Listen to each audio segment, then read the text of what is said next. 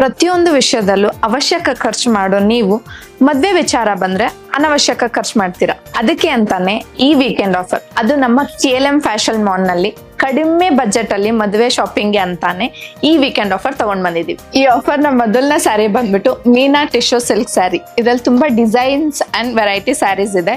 ಇದರ market price ಬಂದು 1690 and offer price ಬಂದು 1190. Gold crush soft silk sari.